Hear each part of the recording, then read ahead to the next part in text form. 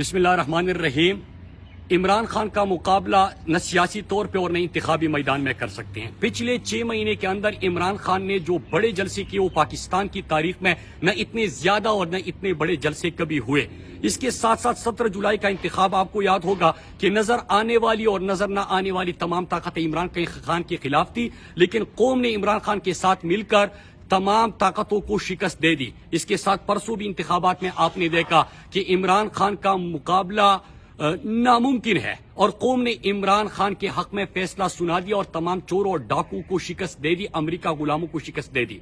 اس کے ساتھ ساتھ عمران خان کو مائنس کرنے کا بڑا شور تھا، اور ہم آپ کو بار بار آگاہ کر رہے تھے کہ عمران خان کو کسی بھی طریقے سے مائنس کرنا چاہتے ہیں، کیونکہ انتخابی اور سیاسی میدان میں عمران خان کا مقابلہ یہ نہیں کر سکتے۔ لہٰذا election commissioner, chief election commissioner جو نون لیگ کی بی ٹیم کا کردار ادا کر رہا ہے، جو کرپٹ ٹولوں کے ساتھ ملا ہوا ہے اور جن کے متنازع فیصلے سب کے سامنے ہیں، وہ تو ملا ہوا تھا، لیکن میں آج جو آپ کو بات بتانے جا رہا ہوں،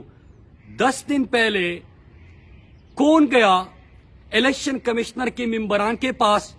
ان کو پہلے بھی دھمکانے کی اور ڈرانے کی کوشش کر رہے تھے، لیکن وہ نہ جھکے تھے، اور انہوں نے کہا کہ عمران خان کے خلاف یہ فیصلہ آپ کر ہی نہیں سکتے، یہ فیصلہ آپ غلط کروانا چاہتے ہیں۔ وہ کھڑے ہو گئے، تو جو ممبر